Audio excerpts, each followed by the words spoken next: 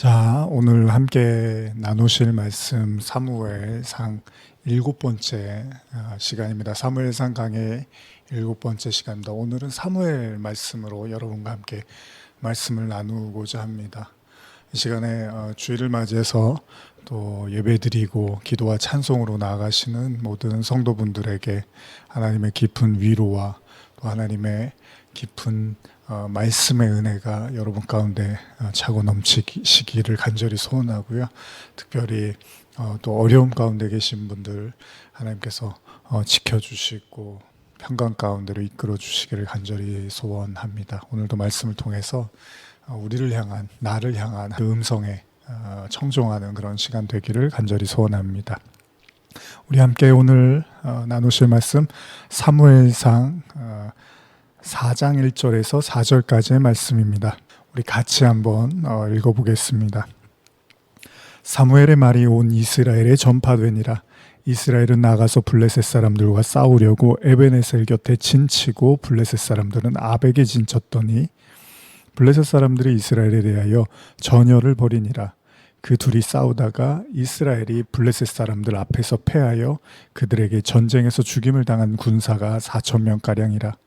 백성이 진양으로 돌아오매 이스라엘 장로들이 이르되 여호와께서 어찌하여 우리에게 오늘 블레셋 사람들 앞에 패하게 하셨는고 여호와의 언약궤를 실로에서 우리에게로 가져다가 우리 중에 있게 하여 그것으로 우리를 우리의 원수들의 손에서 구원하게 하자 하니 이에 백성이 실로에 사람을 보내어 그룹 사이에 계신 만군의 여호와의 언약궤를 거기서 가져왔고 엘리의 두 아들 홈니와 비느하스는 하나님의 언약궤와 함께 거기 있었더라. 우리는 수요 말씀을 통해서 사무엘상 말씀을 올 한 해 시작을 했는데요. 우리는 지난 시간에 사무엘상 3장을 통해서 성전에서 지내던 사무엘을 깨우시던 그런 하나님과 관련된 말씀을 나눴습니다. 하나님은 잠에 든 사무엘을 깨우셨고요. 이를 눈치채지 못한 엘리 제사장은 다시 또 들어가서 자라고 청합니다.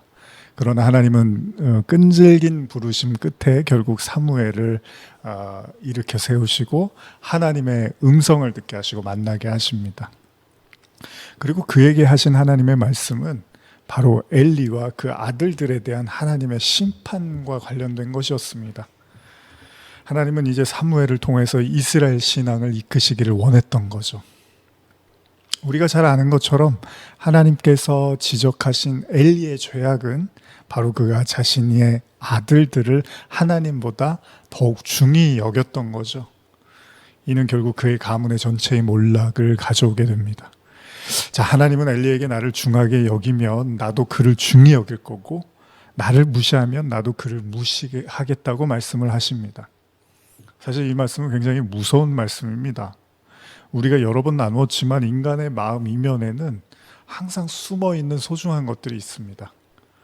때때로 그런 것들은 우리의 마음속 깊이 장악하고 있기 때문에 너무 깊이 우리의 마음속에 뿌리박고 있기 때문에 우리가 전혀 눈치를 못 채는데 그러다 보니까 나는 하나님을 정말 사랑하고 하나님 최고로 여기고 여호와 신앙으로 산다고 자부하고 싶을지도 모릅니다. 그런데 하나님께서 어느 날 우리의 마음의 심연을 건드리는 사건들을 일으키시고 그런 환경과 상황을 보여주시면 어느 순간에 우리가 하나님보다 훨씬 더 소중히 여겼던 것들이 수면 위로 올라오는 경험을 하게 되더라는 겁니다.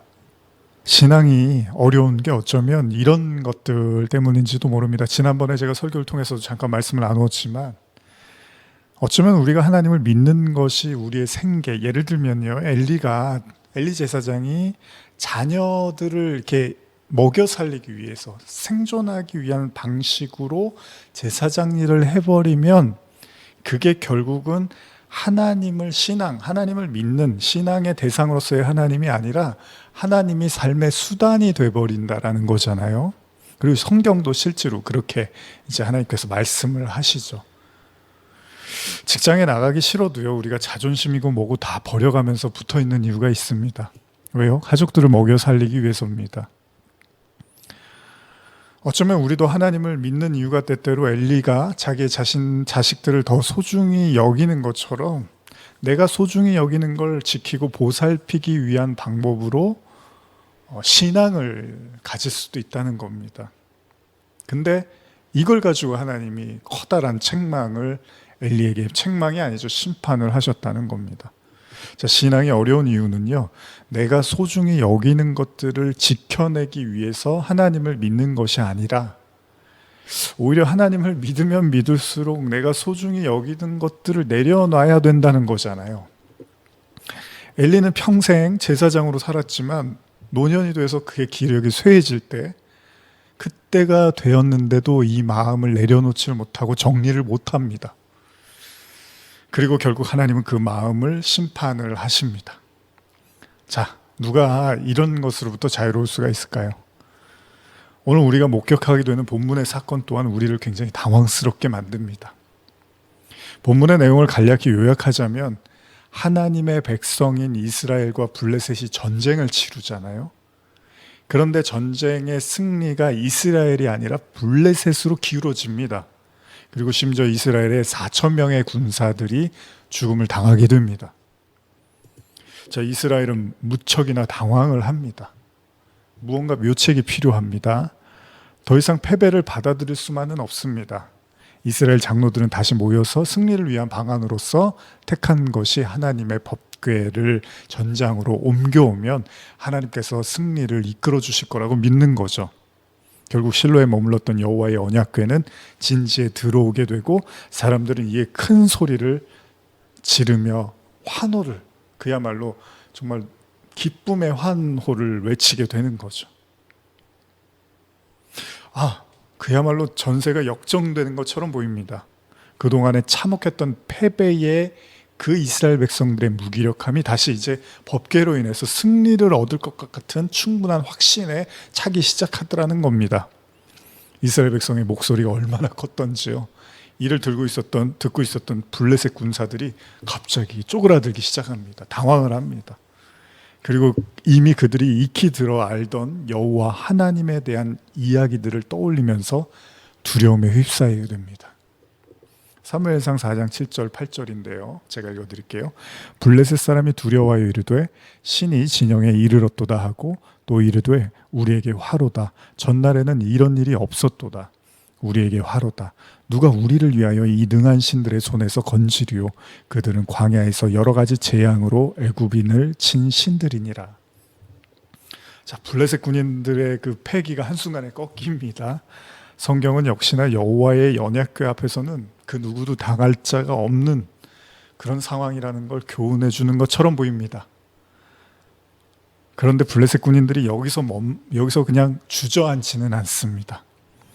블레셋 군인들이 그렇게 겁을 잔뜩 먹고 후퇴할 생각을 하고 있을 때 그들의 사령관이 이렇게 말을 합니다. 현대어로 제가 읽어드릴게요. 사무엘상 4장 9절입니다. 블레셋 군인들이 이렇게 수군대며 떨고 있자 그들의 사령관이 이렇게 군인들을 독려했다. 너희 블레셋 용사들아, 이제는 사정이 다르다. 너희는 용맹을 떨쳐 사나이답게 싸우기만 하여라. 그렇지 않으면 히브리 족속이 지금까지 너희의 노예가 되어 강제 노동에 시달렸던 것처럼 이제는 너희가 그들의 노예가 되어 강제 노동에 시달리게 될 것이다. 그러므로 최후의 결전을 다짐하며 용맹스럽게 싸워 너희가 누군가를 보여주어라. 그들의 사령관은 블레셋이 이스라엘에게 패배할 경우 그 결과를 낱낱이 일깨워줍니다. 만일 너희들이 패배하면 너희들은 히브리인의 노예가 될 것이다. 이걸 원치 않는다면 너희는 최선을 다해서 싸워라. 죽을 힘을 다해서 싸워라. 자, 결과가 어떻게 됩니까? 현대어로 읽어드릴게요. 사무엘상 4장 10절 11절입니다. 과연 블레셋 군인들이 죽음을 각오하고 공격하자 이스라엘이 크게 패하여 군인들은 뿔뿔이 흩어져 저마다 집으로 도주하였다. 싸움이 끝난 벌판에는 이스라엘 군인들의 시체가 3만이나 뒤굴고 있었다. 이스라엘은 이 싸움에서 블레셋 족속에게 법궤를 빼앗겼다. 제사장으로 법궤를 모시고 참전하였던 엘리의 두 아들 홈리와 비나스도 그날 전사하였다. 사령관의 말을 듣고 죽자사자 전장에 뛰어든 블레셋 군인의 패기는 결국 이스라엘의 패배로 이어졌고요. 이 싸움의 끝에는 무려 3만 명의 군인들이 죽임을 당하게 됩니다. 처음에는 4천 명의 수치였는데요. 이걸 훌쩍 뛰어넘은 수많은 희생이 따르게 된 것입니다. 이스라엘의 패배는 여기서 끝나지가 않습니다. 진짜 충격은 뭐죠? 그들이 그렇게 믿고 붙잡고 자부했던 여호와 그 하나님의 법궤를 자신의 적들 원수들에게 빼앗기고 만 것입니다. 자, 그러면 진짜 이거는 정말 그냥 진 게 아니라 대패를 한 겁니다. 정말 치명적인 패배죠. 자, 그러면 성경은 오늘 우리에게 무엇을 말씀하실까요?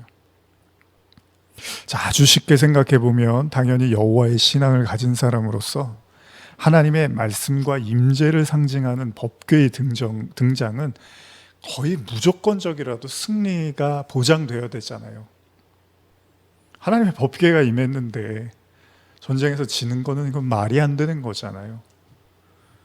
아무리 그 전쟁이 힘들고 어렵더라도, 아무리 패색이 짙어가더라도 법궤, 하나님의 법궤가 임했으면 그 전쟁은 반드시 승리를 가져와야 됩니다. 그런데 오늘 본문은 그렇지가 않다는 거예요. 당연히 이길 것처럼 보이는 전쟁임에도 오히려 법궤를 전장으로 끌고 들어온 이스라엘은 대패할 뿐만 아니라 법궤까지도 빼앗기는 치욕스러운 일을 겪게 되고야 만 것입니다. 사실 구약에는 수많은 전쟁의 이야기들이 있습니다. 그리고 대부분의 전쟁은 절대로 이길 수 없는 상황에서 하나님이 도우셔서 승리로 이끌어지는 경우가 다반사입니다. 우리가 알고 있는 성경의 전쟁은 다 그렇습니다. 그런데 사실 다 그런 건 또 아닙니다.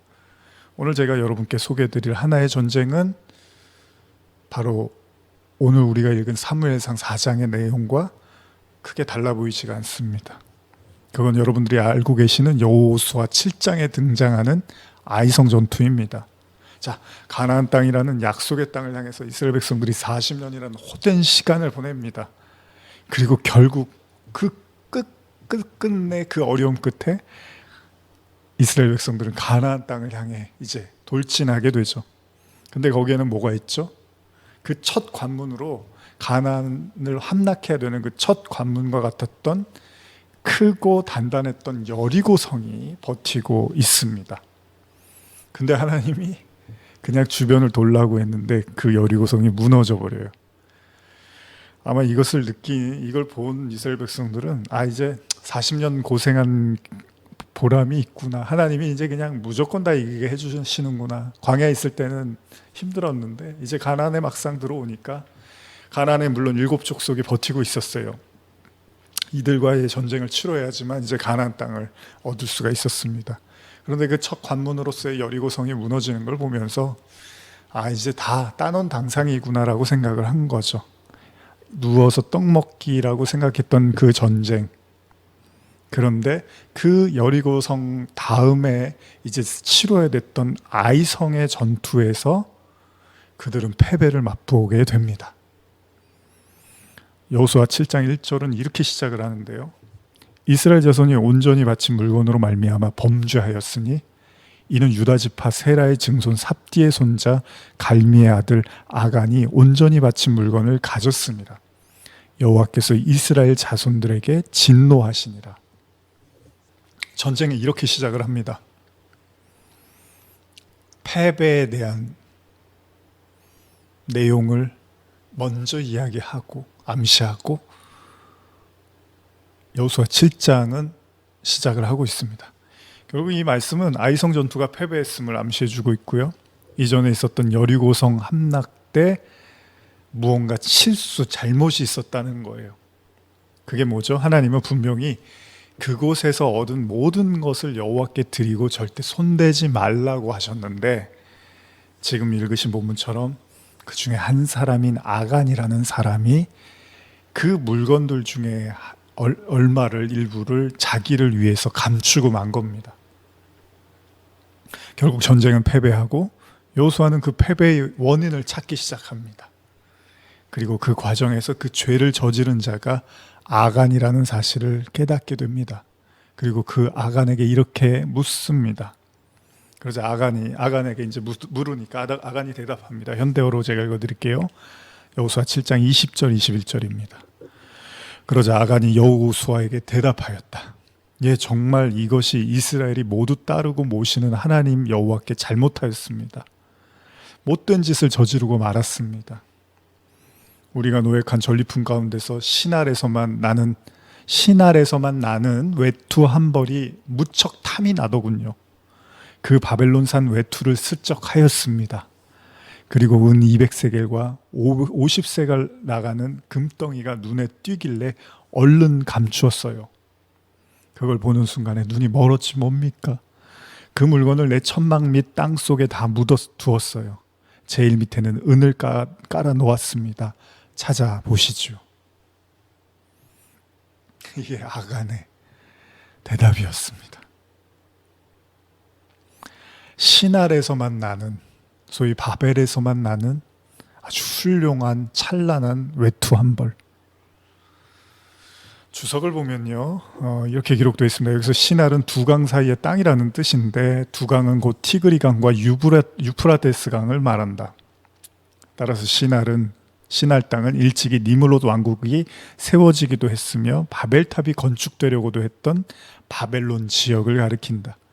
따라서 여기서 외투는 갖가지 무늬가 아름답게 수놓아진 값지고 귀할 뿐 아니라 예술적인 바벨론산 외투를 가리킨다. 당시 이 바벨론산 외투는 왕족이나 방백들 또는 부자들만 입을 수 있었던 귀한 것으로 매우 값진 교역 품목이었다.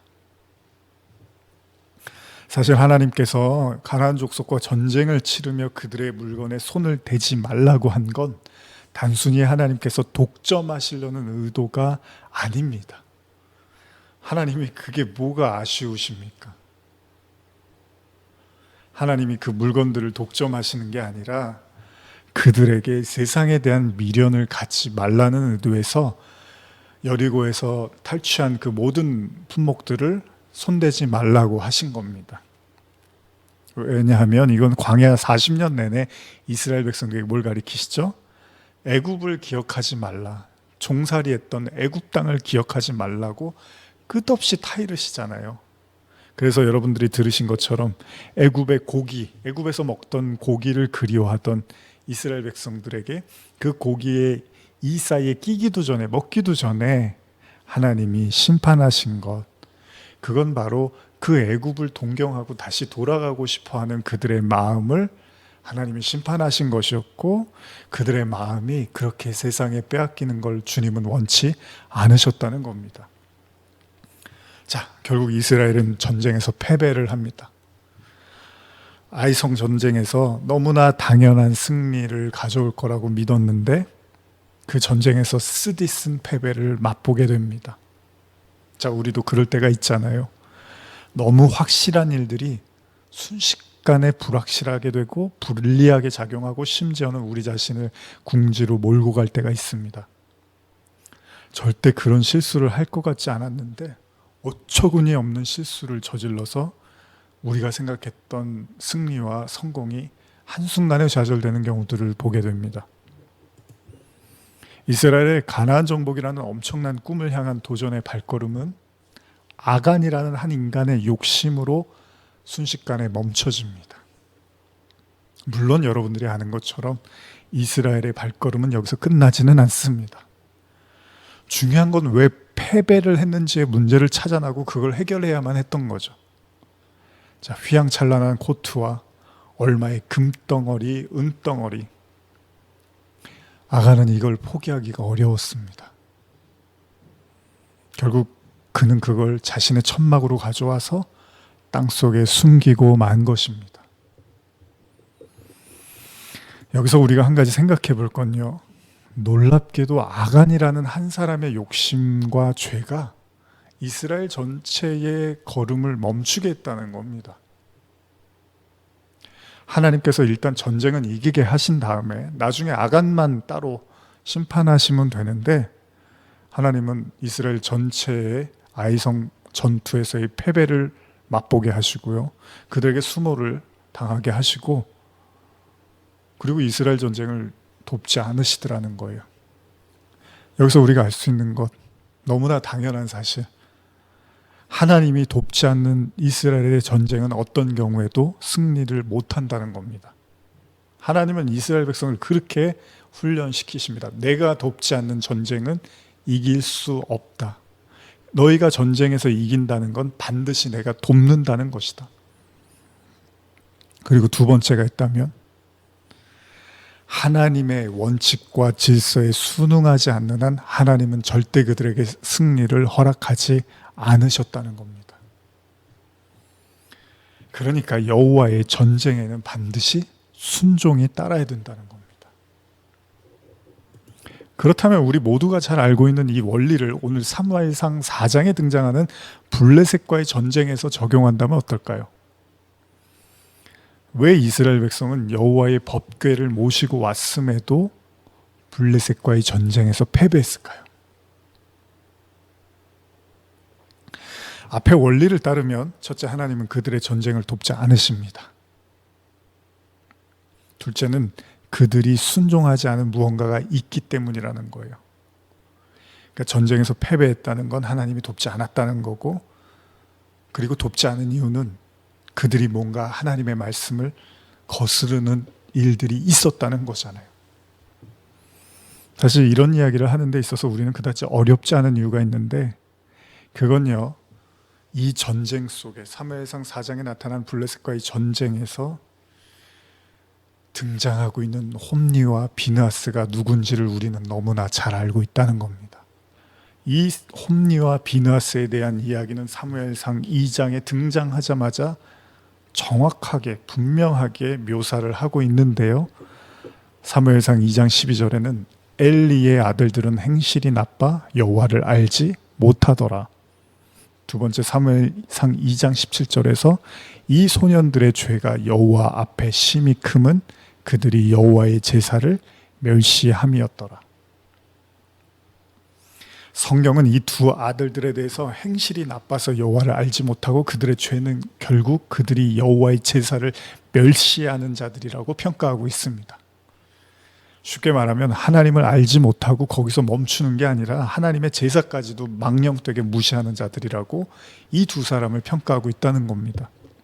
자, 그러니까 하나님을 무시하고 제사를 멸시하는 자들이 여호와의 그 거룩한 법궤를 모시고 있었고요. 그리고 사무엘상 2장 후반부와 3장은 그들의 행동 때문에 그 아들들이 이 지경이 되기까지 이를 묵과한 아버지 제사장 엘리에 대한 심판이 기술되잖아요. 자, 하나님은 엘리에게 회개할 기회를 주시고 경고하시기 위해서 지금 말씀하신 게 아니었습니다. 사무엘상 2장에 나타난 하나님의 말씀은 내가 오랫동안 참았는데, 기다렸지만 너의 마음은 여전히 하나님께 돌아오지 않고 여전히 엘리의 아들들의 악행을 그냥 내버려 두는, 그래서 이제 내가 너를 심판하겠다는 하나님의 심판으로 말씀하신 거였다는 거죠. 그리고 사무엘상 4장에서 이스라엘 전쟁의 패배가 짙어지자 장로들이 법궤를 진으로 모셔오게 되잖아요. 전쟁을 이기기 위해서. 그런데 이 법궤와 함께 있었던 홈니와 비느하스도 결국 제사장으로서 이 전장에 뛰어들게 됩니다. 그리고 그것이 그들에게 마지막 날이 됩니다. 이게 바로 하나님께서 홈니와 비느하스의 아버지 엘리에게 말씀하셨던 심판이 일어나게 된 거죠. 자, 여호수아 7장에서 아간의 범죄가 이스라엘 전체의 패배로 이어지는 것처럼 사무엘상 4장은 홈니와 비느하스의 심판이 결국 이스라엘의 패배가 됩니다. 이건 타락한 엘리 제사장과 그의 아들들의 죄악이 얼마나 컸는지를 보여주고 있는 대목이죠. 하나님은 그들의 전쟁을 돕지를 않으셨습니다. 왜요? 불순종한 사람들이었기 때문입니다. 현대어 2장 29절에서 현대어로 읽어드릴게요. 사무엘상 2장 29절에서 30절입니다. 그런데 너희는 어찌하여 내 백성이 나의 명령에 따라 내게 바치는 제물과 예물들을 탐내며 더럽혀 놓느냐. 너 엘리야, 너는 왜 자식들을 나보다 더 소중히 여기며 이스라엘 백성이 내게 바치는 제물 가운데서 가장 좋은 것들만 골라다 먹고 너희들만 살찌느냐. 비록 내가 예전에는 너와 내 집안이 언제까지나 나를 섬기는 제사장 집안이 될 것이라고 약속한 적이 있었으나 이제는 내가 그 약속을 깨버리고 새로운 선포를 하겠다. 누구든지 나를 귀하게 여기는 사람들은 나도 귀하게 여기겠다. 그러나 나를 멸시하고 업신 여기는 자들은 나도 그를 깔보아 수치를 당하도록 내버려 두겠다. 이는 내가 온 세계의 주인이며 이스라엘의 하나님으로서 하는 말이니 그대로 될 것이니라. 우리가 한 가지 잊지 말아야 될 것이 있다면 우리의 위치와 우리의 배경과 우리의 평가가 반드시 하나님의 평가와 일치하지 않는다는 겁니다.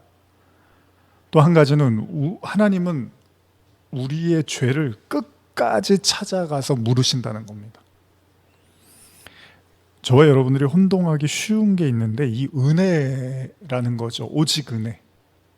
이 오직 은혜라는 말을 우리가 이제 익숙하다 보니까 그냥 다 은혜니까 그냥 다 덮어주고 넘어가고 아무 문제 없을 거라고 생각을 하는데 사실 진짜 은혜는 뭐냐 하면 지난 주일에 우리가 십자가에 대한 이야기도 나눴지만 자기가 은혜 받을 만한 자격이 없다는 사실을 인정하고 인식하는 데서 그 은혜를 고백할 수 있는 거지 그냥 하나님이 덮어놓고 은혜를 주시겠다는 말이 절대 아닙니다.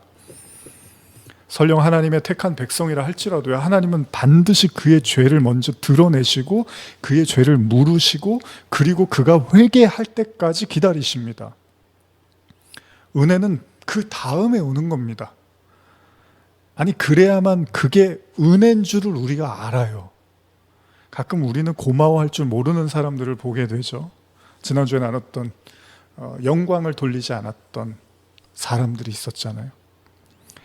자, 그러다 보면 어느새 우리의 배려와 우리의 선의와 이런 것들을 그냥 당연한 것처럼 생각하는 사람들을 봅니다. 나중에는 왜 나한테 잘 안 해주냐고 오히려 화를 내요. 자, 우리가 잘 알고 있는 1만 달란트 비유 있잖아요, 여러분. 잘 설명해 주고 있는데 뭐죠?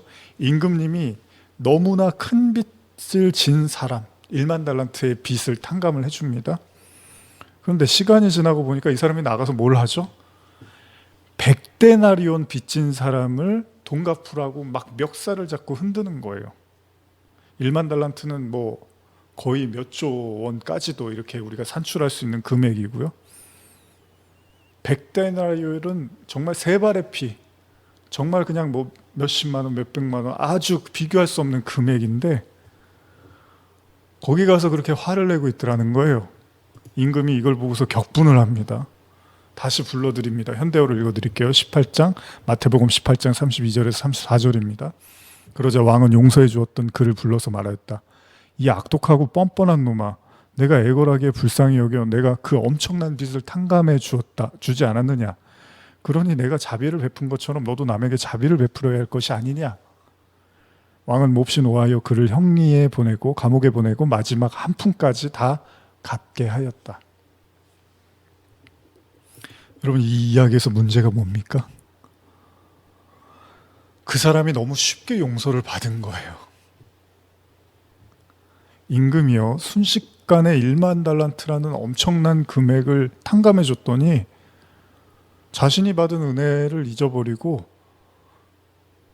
그냥 작은 금액의 빚진 자를 괴롭히더라는 거예요. 여러분, 하나님은 인간의 마음을 너무 잘 아십니다. 그래서 하나님이 용서해야지만 그게 용서가 맞는 걸 거예요. 왜냐하면 하나님은 마음의 중심을 보신다며요. 뭐냐 하면 하나님은 우리가 말로 죄인이고 나를 용서해 주시고 아무리 우리가 얘기를 해도요, 그 사람이 진짜 자기 죄가 뭐고 자기가 어떤 사람이고 어떤 존재인지를 제대로 알고 있는지 모르고 있는지를 하나님은 분명히 다 꿰뚫어 보고 계신단 말이죠. 그러니까 말에 속으면 안 돼요. 우리 자신도 마찬가지예요. 내가 뭐 죄인이란 고백을 하고 뭐 이런 말을 여러분과 제가 막 한다고 해서 진짜 우리가 그걸 알고 하는지 모르고 하는지는 그건 하나님밖에는 모르는 거예요.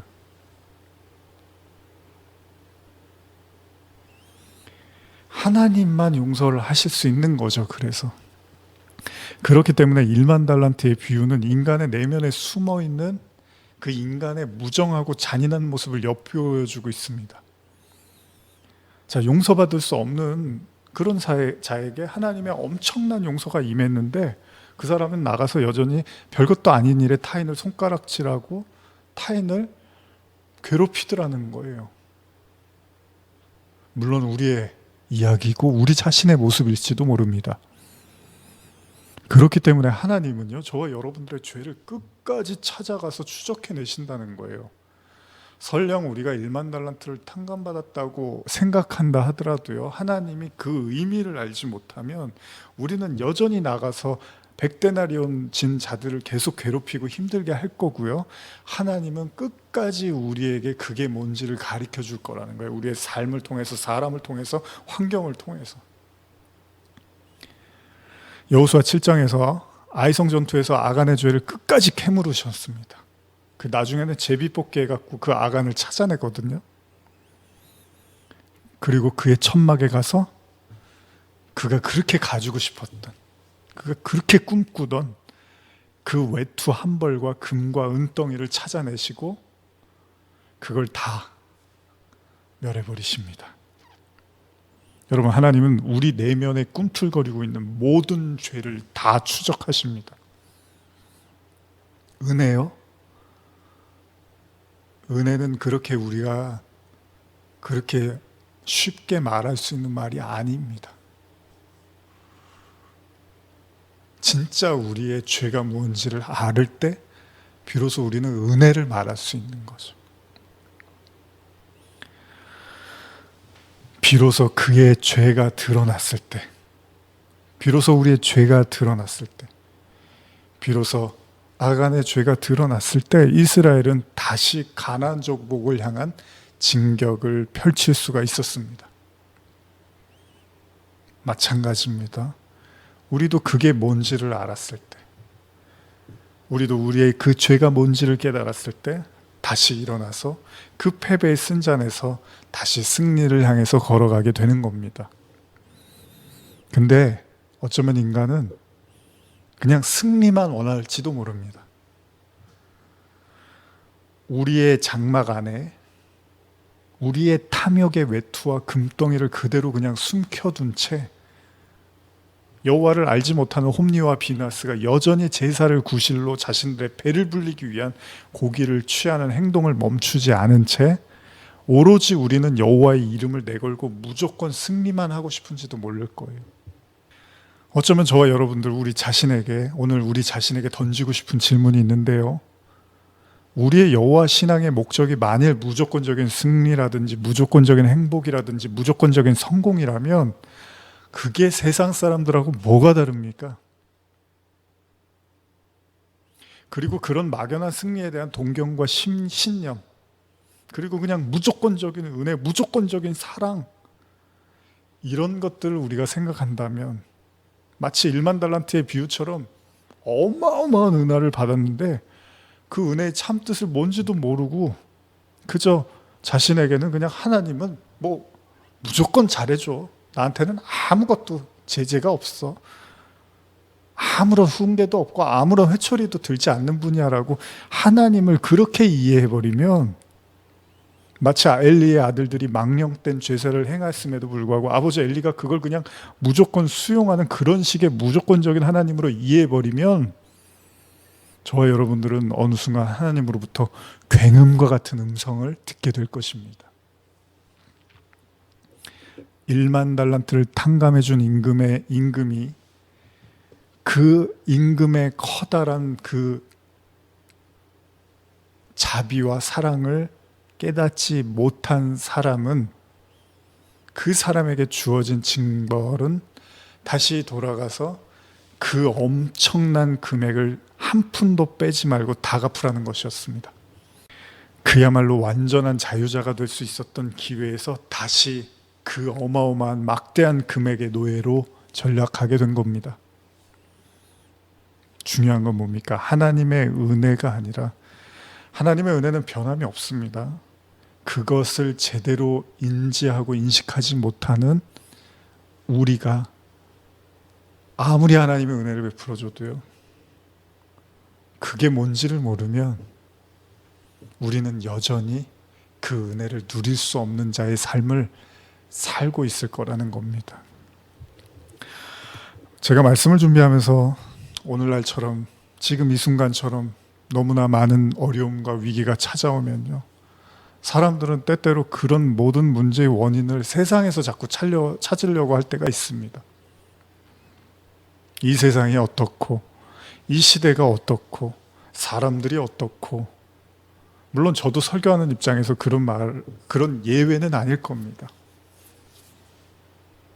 그런데 가만히 생각해 보면요, 오늘 이스라엘과 블레셋의 전쟁의 핵심이 누구냐 하면, 이 이스라엘과 블레셋 전쟁의 핵심은 바로 홈리와 비느하스에 대한 하나님의 심판이었다는 겁니다.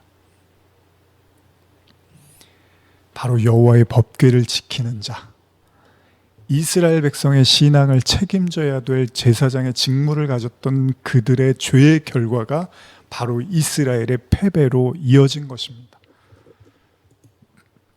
법궤 옆에 서 있다고 다 제사장이 아니라는 겁니다. 제사장 직무를 맡았다고 다 하나님의 사람이 아니었다는 겁니다. 이후에 등장하는 사무엘상 4장은 이를 뒷받침이라도 해주는 듯, 이 소식을 들은 엘리, 아버지 엘리가 어떻게 되죠? 깜짝 놀라서 의자가 뒤로 넘어가면서 그도 숨을 거두게 됩니다. 그리고 엘리의 며느리가 이렇게 말하면서 사무엘상 4장은 마무리를 하고 있습니다. 사무엘상 4장 22절, 또 이르기를 하나님의 궤를 빼앗겼으므로 영광이 이스라엘에서 떠났다 하였더라. 결국 사무엘상 4장의 말씀은요, 모두가 하나님의 심판의 성취, 그러니까 엘리와 두 아들들의 심판을 다루고 있는 거라는 거예요. 이건 굉장히 참혹한 이야기입니다. 누구도 패배를 원하는 사람은 없습니다. 우리 모두는 다 항상 이기고 싶고 승리하고 싶습니다. 세상에서 손가락질 받고 비난받으면서 무력한 모습으로 패자처럼 보이고 싶은 사람은 단 하나도 없을 겁니다. 너희 하나님이 도대체 어디 있냐? 진짜 신이 존재하냐? 그런 조롱거리가 되고 싶지 않습니다. 오히려 우리가 믿는 하나님은 적절한 때에 나타나셔서 하나님이 살아계시다는 걸 만방에 보여줬으면 하는 마음이 우리 안에 있을 겁니다. 그리고 그런 하나님을 믿는 자부심을 가지고 세상을 살아나가고 싶을 겁니다. 그래서 모두가 부러워하는, 정말 하나님 믿는 사람들은 너무나 멋진 삶을 사는구나, 그렇게 우리를 늘 이기게 해주시기를 원하는 하나님을 우리는 생각할 겁니다. 근데요, 우리가 착각하지는 말아야 합니다. 하나님은 우리가 세상에서 이기고 지는데 커다란 관심이 없습니다. 물론 잘 되면 좋죠. 그것이 하나님의 영광처럼 보일 수도 있습니다. 그러나 하나님의 궁극적인 목적은 그건 아닙니다.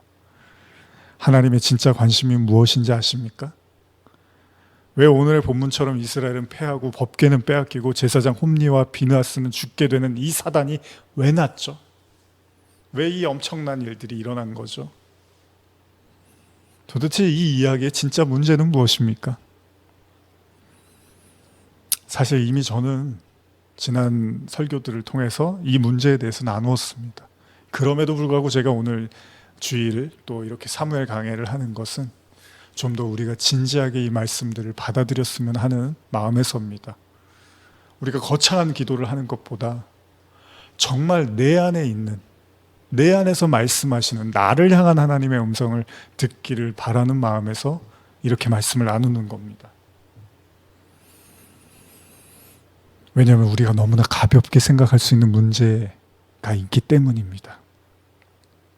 사무엘상 2장 29절에 보면 너희는 어찌하여 내가 내 처소에서 명령한 내 재물과 예물을 밟으며 내 아들들을 나보다 더 중히 여겨 내 백성 이스라엘이 드리는 가장 좋은 것으로 너희들을 살찌게 하느냐. 내 아들들을 나보다 더 중히 여겨. 이 모든 시련과 고통이요, 지금 이스라엘이 겪고 있는 이 모든 패배의 원인이 바로 엘리 제사장의 마음에서 시작됐다는 겁니다. 그리고 그 마음에 깊이 묻어둔 그 아들들에 대한 그 마음. 그가 시간이 지나고 노쇠해졌음에도 불구하고 평생을 떨치지 못했던 건, 그가 제사장이었음에도 불구하고 하나님보다 더 귀하게 여겼던 것. 어쩌면 우리에게 찾아오는 모든 신앙과 삶의 풍파는 여러분과 저의 밖에 있는 게 아니라 모두 우리 마음에서 출발되어지는 것일지도 모릅니다. 아담과 하와의 마음의 탐심이 에덴의 삶을 무너뜨렸던 것처럼, 우리가 너무나 잘 알고 있는 성경의 기본적이고 중요한 계명이 뭐죠? 바로 십계명이죠. 그 십계명의 첫째와 둘째 계명을 우리는 너무 잘 알고 있습니다. 신명기 5장 7절 8절, 나 외에는 다른 신들을 내게 두지 말지니라. 너는 자기를 위하여 새긴 우상을 만들지 말고 위로 하늘에 있는 것이나 아래로 땅에 있는 것이나 땅 및 물속에 있는 것에 어떤 형상도 만들지 말며. 여러분, 신앙은 성공이나 승리나 행복을 목적으로 하는 게 절대 아닙니다. 물론 이것들이 우리 삶에 따라올 수는 있습니다. 그러나 신앙의 목적은 우리가 나누었던 것처럼 하나님의 영광, 다시 말하면 하나님을 경외하는 것, 하나님을 사랑하는 거겠죠. 예수님이 말씀하셨죠. 하나님을 사랑하고 이웃을 사랑해라. 만약에 제가 하나님을 사랑한다라는 말을 하면 어떤 사람들은 이런 생각을 할 거예요. 인간이 어떻게 감히 하나님을 사랑할 수 있어? 하나님을 보지도 못했는데 하나님, 그 엄청난 하나님을 어떻게 인간이 사랑해? 이런 생각을 할 수 있습니다. 그런데 예수님은 어떻게 하나님을 사랑했죠? 우리가 지난주에 나눴죠. 십자가로 사랑하셨습니다. 입으로 사랑하신 게 아니라 죽기까지 순종하시며 십자가로 그 하나님께 영광을 돌렸습니다. 그가 소중히 여기는 것, 심지어는요, 그가 하나님과 동등됨이라는 그 모든 권한조차도 내려놓고요, 십자가로 영광을 돌리십니다. 자, 이건 무엇을 의미합니까? 영광은 하나님이 주실 때 우리가 영광을 돌릴 수 있다고 했잖아요. 그러면 예수님은 제로의 길을 선택하셨습니다. 완벽하고 모든 것이 가능했던 분이 제로라는 절망과 실패와 저주의 십자가에 못을 박히십니다. 그러자 하나님은 그에게 하늘과 땅의 모든 권세를 주시면서 그를 가장 영화롭게 하셨습니다.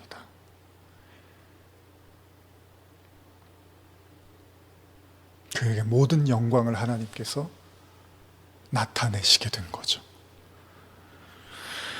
종의 형체로 그가 죽기까지 순종함으로 자신을 비우자 하나님은 그에게 모든 것을 부어주셨습니다. 그리고 그것이 예수님이 하나님을 사랑하는 이 땅에서 하나님께 영광을 돌리는 방식이었습니다. 엘리는 마지막까지 하나님을 믿을 수 없었습니다. 아들들만은 자신의 힘으로 키우고 싶었습니다. 자, 우리가 하나님보다 누군가를 더 소중히 여긴다고 할 때 우리는 하나님이 너무하신 거 아니냐고 말할지도 모릅니다. 그런데 냉정히 한번 생각해 봅시다. 저와 여러분들이 누군가를 더 소중히 여긴다고 우리가 정말 그를 행복하게 해줄 수 있을까요? 우리가 하나님보다 그를 더 소중히 여긴다고 그를 정말 지켜줄 수 있는 건가요? 하나님이 너무 하신 거 아닙니까? 다른 사람도 아니고 가족입니다. 자식입니다. 우리는 이렇게 말할 수 있습니다. 그것이야말로 우리가 진짜 하나님을 하루살이 같은 아주 속이 좁은 좁쌀 영감으로 생각하는 건지도 모릅니다. 기독교의 기본이 되는 가르침이 무엇입니까? 예수님이 우리에게 하신 말씀이 뭐죠? 마태복음 11장 28절 수고하고 무거운 짐진 자들아 다 내게로 오라 내가 너희를 쉬게 하리라. 여러분, 성경에 흐르고 있는 하나님이 인간에게 주고자 하는 그건 바로 안식입니다. 하나님은 우리에게 진정한 평화와 안식을 주시는 분입니다. 자, 엘리의 마음은 90이 넘도록 쉴 수가 없었습니다. 왜요? 바로 그의 마음에 여전히 붙들고 있었던 아들들 때문이었습니다. 그리고 그는 결국 그 아들들에게 행복도 평화도 구원도 줄 수 없었습니다. 그의 계획은 그야말로 비극으로 끝나고 만 것입니다. 여러분과 제가 붙잡는다고 우리가 애주중지한다고 달라지는 건 없습니다. 하나님은 나의 하나님이기도 하지만 그의 하나님이기도 하고요. 내가 모든 걸 내려놓고 주님을 따르기를 원하셨던 것처럼 하나님은 그에게도 똑같이 말씀하고 계십니다. 하나님의 기준과 잣대는 모두에게 동일합니다. 나에게 엄하신 하나님이 그에게는 관대하시지 않으며 나에게 관대하신 하나님이 그에게는 엄하지 않다는 겁니다. 모든 인간에게는 자신이 짊어져야 할 십자가가 있다는 것입니다. 모든 인간에게는 자신이 짊어져야 할 십자가가 있습니다. 우리에게도 우리 자신의 십자가가 있습니다. 그런 것처럼 우리가 소중히 여기는 그들도 그들이 져야 할 십자가가 있습니다. 그걸 대신 져줄 수 있는 건 그런 건 없습니다. 그래서 그걸 대신 져주려고 해서도 안 되고 대신 져줄 수도 없는 노릇입니다. 반드시 그리스도를 따르는 자는 모두 자기 십자가를 져야만 합니다. 내가 예수 믿는 게 너무나 힘들고 어렵고 힘들었던 시간들을 잘 알기 때문에 너는 예수 믿고 그런 시간을 안 보냈으면 좋겠다? 그런 십자가는 없습니다. 누구에게나 공평하게 그 십자가와 고난들은 따라오기 마련입니다. 내 자신이 오로지 하나님만 경외해야 되는 것처럼요. 그도 그래야만 합니다. 왜냐하면 그래야지만 우리가 하나님의 통치 속에서 자유로울 수 있기 때문입니다. 그런 의미에서 이 말씀을 생각해 본다면 그것은 그다지 냉혹한 말씀이 아닐지도 모릅니다. 마가복음 10장 29절 30절입니다. 예수께서 이르시되 내가 진실로 진실로 너희에게 이르노니 나와 복음을 위하여 집이나 형제나 자매나 어머니나 아버지나 자식이나 전토를 벌인 자는 현세에 있어 집과 형제와 자매와 어머니와 자식과 전토를 100배나 받되 박해를 겸하여 받고 내세에 영생을 받지 못할 자가 없느니라.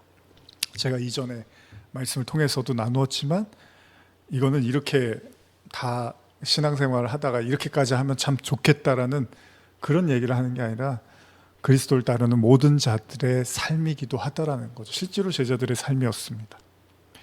어쩌면 우리는 너무나 많은 것들을 우리가 책임질 수 있다고 생각하는지도 모릅니다.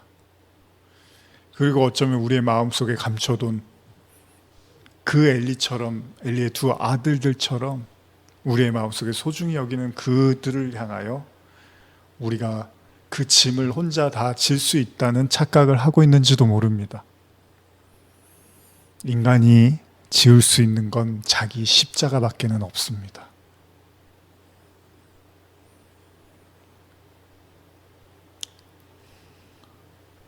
나머지는 하나님께 맡기는 거죠. 한나가 사무엘을 하나님께 맡겼습니다. 그리고 사무엘은 하나님의 커다란 선지자로서의 일꾼이 됩니다. 엘리는 제사장이었음에도 하나님께 자신의 아들들을 맡길 수가 없었습니다.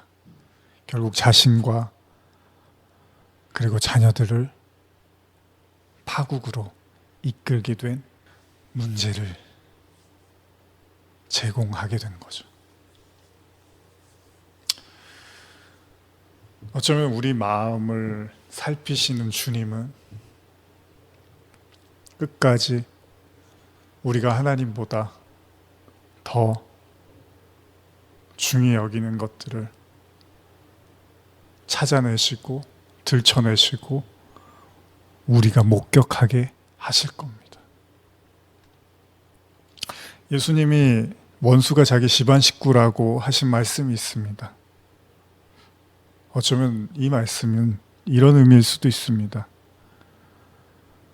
우리가 가장 내려놓기 힘든 사람들이 바로 그들이기 때문입니다. 그런데 여러분, 하나님은 우리의 주머니를 털어내려는 그런 불량배가 아니십니다. 하나님은 우리에게 단물을 다 뽑아 먹기 위해서 우리를 겁주시는 분도 아닙니다. 그냥 나만 보고 나한테만 충성해, 나만 사랑해.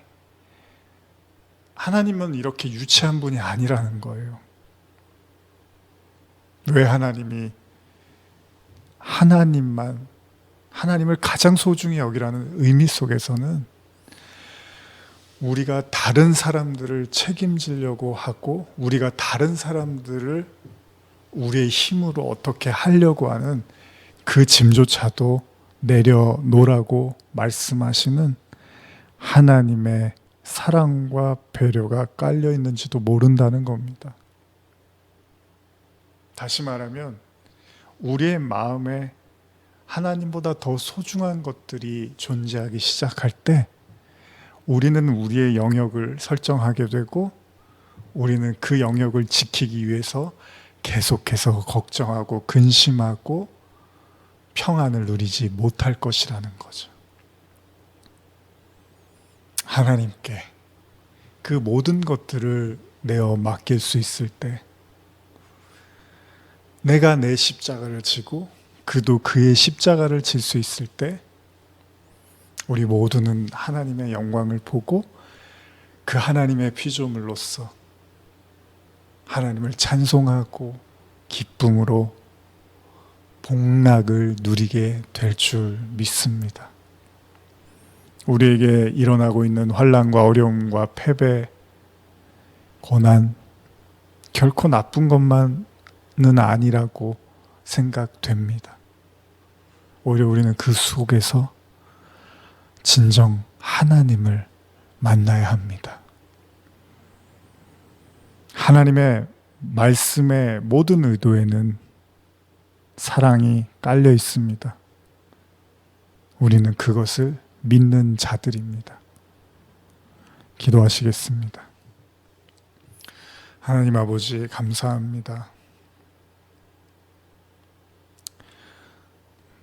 많은 어려움들 속에서 또 울부짖고 안타까워하는, 힘겨워하는 그런 사람들과 그런 영혼들 가운데 주님, 오늘 말씀을 통하여 우리가 하나님보다 더 소중히 여겼던 것들로부터 노임을 받게 하시고 짓눌렸던 무거웠던 짐들도 풀어지게 하시고 하나님과 더 가까워지며 주님이 주시는 기쁨과 안식을 누리게 하여 주시옵소서. 우리의 패배가 결코 절망이 아님을 고백하며 천성을 향하는 발걸음을 계속 이어갈 수 있도록 우리를 도와주시옵소서. 예수님의 이름으로 기도드립니다. 아멘.